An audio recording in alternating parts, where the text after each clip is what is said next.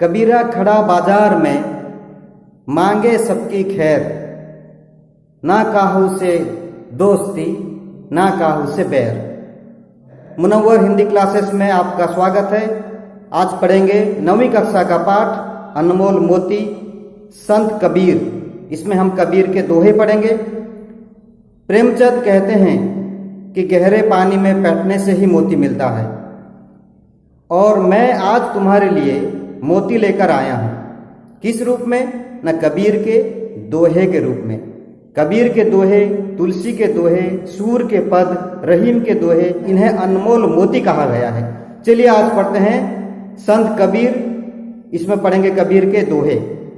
तो सबसे पहले आज हम कबीर का कवि परिचय पढ़ते हैं। संत कबीर। कबीरदास का जन्म सन 1398 में, विक्रम संवत 1455 में। विक्रम संवत और ईस्वी सन में बहुत अंतर है, इसको आप समझना होगा आपको। तो ईस्वी सन को आप याद रखिए, सन 1398 में काशी के एक हिंदू परिवार में हुआ। उनके जन्म को लेकर के एक छोटी सी कहानी है, मैं तुम्हें बता रहा हूँ, ध्यान से सुनो। एक ब्राह्मण विधवा ने एक बार एक बच्चे को पैदा किया, तो लोक लज्जा के कारण उसने क्या किया, जो काशी के पास काशी में एक तालाब है, उसका नाम लहर तारा, उस तालाब के पास वह विधवा उस बच्चे को छोड़ करके चली आई। ठीक उसी रास्ते में नीरू और नीमा नामक एक जुलाहा दंपति, जुलाहा मतलब जो कपड़ा सिलाते हैं, सिलाई करके बेचते हैं, उन्हें जुलाहा कहा जाता है। तो एक जुलाहा दंपति उसी रास्ते जा रहे थे। अब उन्होंने देखा एक छोटा सा बच्चा है, आसपास कोई नहीं है। उन्होंने चिल्लाया, किसका बच्चा है, किसका बच्चा है? किसी ने कोई जवाब नहीं दिया। तो नीमा बोली, चलो मेरे तो कोई संतान नहीं है, मैं इसको ले जाती हूँ और इसको अपना बच्चे जैसे पालन पोषण करूँगी। तो नीमा भी राजी हो गया।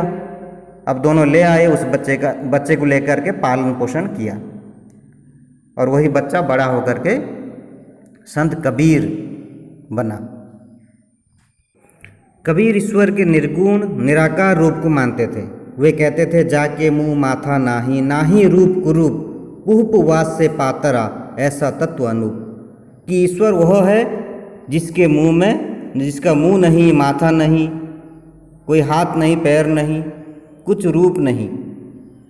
वह पुष्प की सुगंध यानी फूल की खुशबू से भी सूक्ष्म है ईश्वर।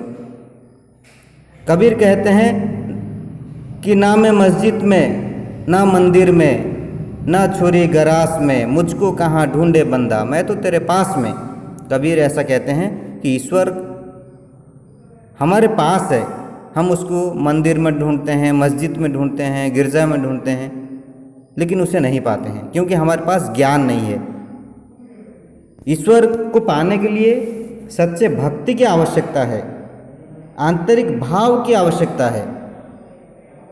अगर हम धार्मिक अंधविश्वास को छोड़ देंगे, बाहरी क्रियाकलाप को, जाति भेद को, इन सब को छोड़ देंगे और आंतरिक भाव से ईश्वर की आराधना करेंगे, तो हमें ईश्वर जरूर मिलेगा। कहते हैं, कस्तूरी कुंडल बसे मुरुख ढूंढे बनमाही, ऐसे घटघट राम है दुनिया देखे नहीं। कि एक हिरन है, उसके नाभि में एक कस्तूरी कुंडल होता है जो महकता है, और इतना महकता है कि उसकी जो खुशबू है वो चारों तरफ जंगल में फैल जाती है। और जब खुशबू फैलती है तो हिरन उस खुशबू को सूंघती है और खून ढूंढने लगती है, अरे इतनी अच्छी खुशबू कहाँ से आ रही है। लेकिन उसे वो खुशबू मिलती नहीं है, क्योंकि उसके पास ज्ञान नहीं है कि उस खुशबू उसके नाभि में स्थित उस कुंडल में ही है। तो ईश्वर ऐसे हर घटघट, ऐसे घटघट राम है कि ईश्वर ऐसे हर शरीर में है, हर आदमी के शरीर में है, लेकिन आदमी उसे समझ नहीं पाता है कि उसके शरीर में ईश्वर हैं। वह ईश्वर को तलाशने के लिए कभी मंदिर जाता है, कभी मस्जिद जाता है, कहीं गुरुद्वारा जाता है, कहीं गिरजाघर जाता है, चर्च जाता है, कहाँ कहाँ भटकता रहता है। अब एक लेख के रूप में प्रस्तुत किया हूँ, ध्यान दीजिए। कबीर निर्गुण ब्रह्म के उपासक, एक समाज सुधारक, भक्त कवि तथा सच्चे मानवतावादी संत थे। उनका जन्म सन 1398 में काशी में हुआ था। कहा जाता है कि एक विधवा ने एक बच्चे को जन्म दिया। लोक लज्जा के कारण उस विधवा ने उस बच्चे को काशी के लहरतारा तालाब के किनारे छोड़ दिया। नीरू और नीमा नामक एक जुलाहा दंपति ने उस बच्चे को उठाया, उसका पालन पोषण किया और बच्चे का नाम कबीर दिया। कबीर ईश्वर के निर्गुण निराकार रूप को मानते थे। वे जाति पाति ऊंच नीच भेदभाव का विरोध करते थे। कबीर तीर्थ व्रत रोजा नमाज आदि बाहरी काम को छोड़कर सच्चे दिल से ईश्वर की भक्ति करने को कहते थे। वे सदाचार, भाईचारा, सच्चाई, धार्मिक सहिष्णुता का प्रचार करते थे। कबीर गुरु भक्ति को महत्व देते थे। वे कहते थे, सब धरती कागज करूं, लेखनी सब बन राय, सात समुद्र की मासी करूं, गुरु गुण लिखा ना जाए। यानी पूरी धरती को अगर मैं कागज बना दूं और अगर वृक्ष में जितने भी जंगल में वृक्ष हैं उनको लेकर अगर मैं कलम बनाऊं और सागर में जितने भी जल हैं उनको अगर मैं स्याही बना दूं और गुरु के गुण लिखने बैठूं तो भी मैं गुरु के गुण लिख नहीं पाऊंगा। उनके गुरु रामानंद स्वामी जी थे, उनका वे बड़े आदर करते थे। कबीर का व्यक्तित्व सादा सीधा पर बड़ा प्रभावशाली था।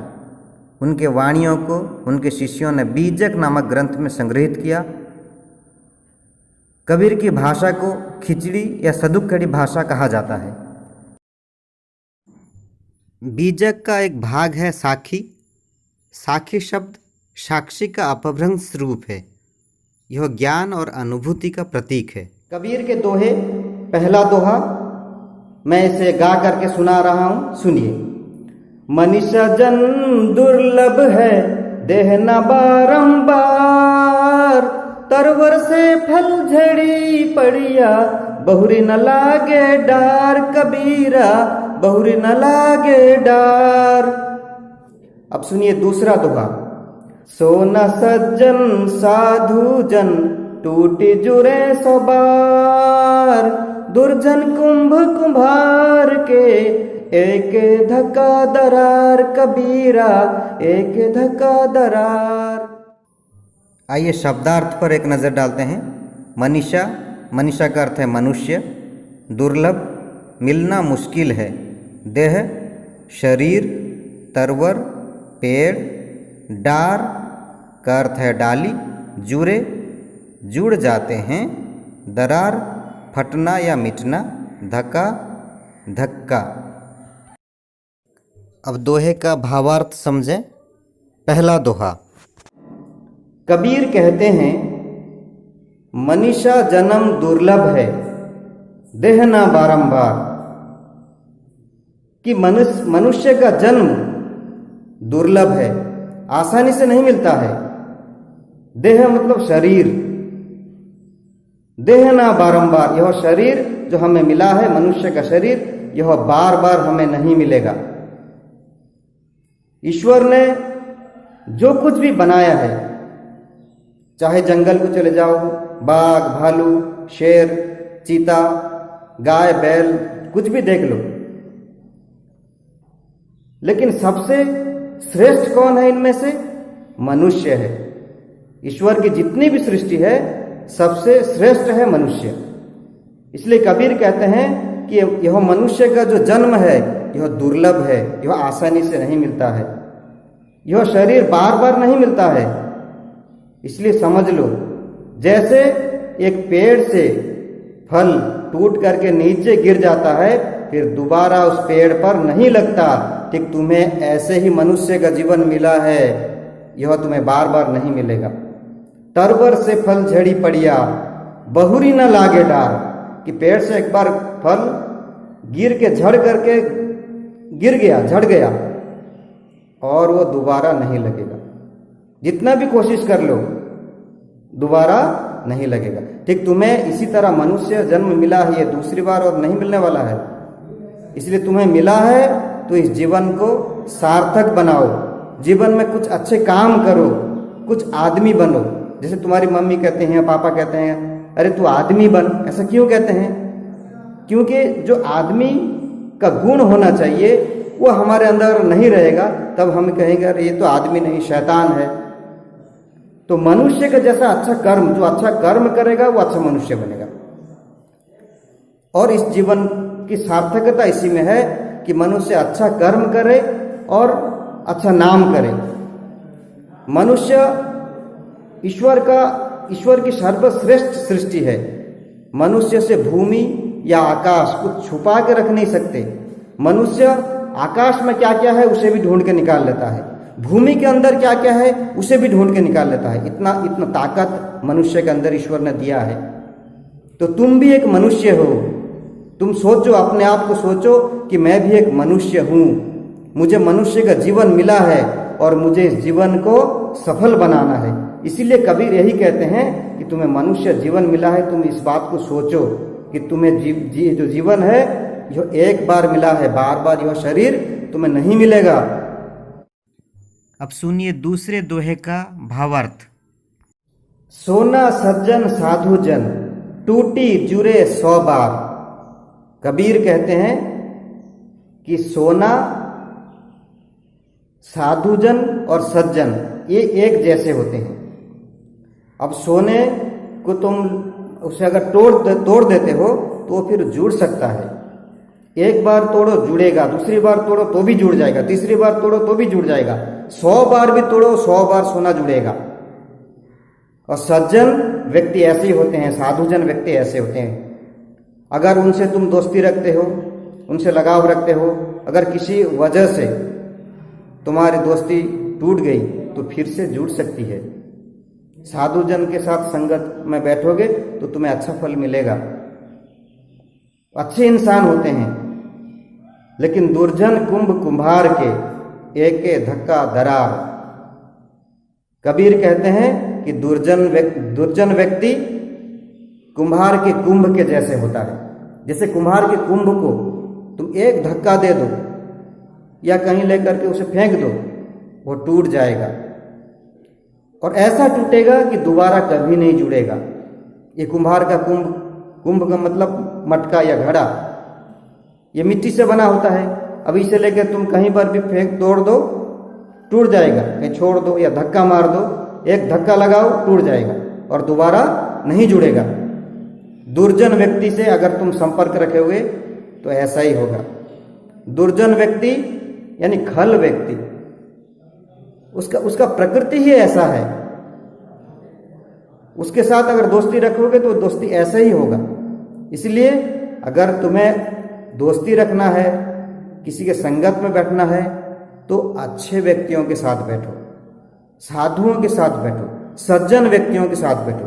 क्योंकि सज्जन व्यक्ति, साधु व्यक्ति सोने के जैसे होते हैं।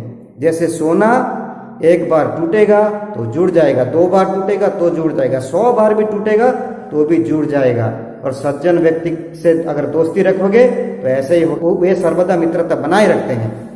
लेकिन दुर्जन व्यक्ति ऐसा नहीं होता है, वो नटखट होता है, चालाक होता है। अपने स्वार्थ के लिए वो तुमसे दोस्ती बनाना चाहता है और जहां थोड़ा सा दरार हो जाएगा वो तुमसे फिर अलग हो जाएगा। यही कबीर कहना चाहते हैं कि अगर हमें दोस्ती करना है तो सज्जन या साधुजन से करना है। सोना सज्जन साधुजन, टूटी जुरे 100 बार। कि सोने जैसे होते हैं सज्जन और साधुजन भी वैसे ही होते हैं, 100 बार टूटने पर भी जुड़ सकते हैं। दुर्जन व्यक्ति कुम्हार के कुंभ के जैसे होता है, एक धक्का मारने से जैसे मटका टूट जाता है। दुर्जन व्यक्ति से अगर मित्रता रखोगे तो ऐसे ही मित्रता तुम्हारी मित्रता ऐसे ही टूट जाएगी। उम्मीद है यह पाठ समझ में आया होगा। अगर समझ में आया है, अच्छा लगा है तो लाइक कीजिए, शेयर कीजिए और सब्सक्राइब कीजिए। सब्सक्राइब करने के साथ बेल आइकन को दबाइए ताकि नोटिफिकेशन जल्दी आपके पास पहुंच जाएगा। क्योंकि हम और भी पाठ बना के आपके पास लेके आएंगे और जैसे ही पाठ हम आपके पास लाएंगे तो नोटिफिकेशन आ जाएगा, उस नोटिफिकेशन दे करके आप पाठ पढ़ सकते हैं। धन्यवाद।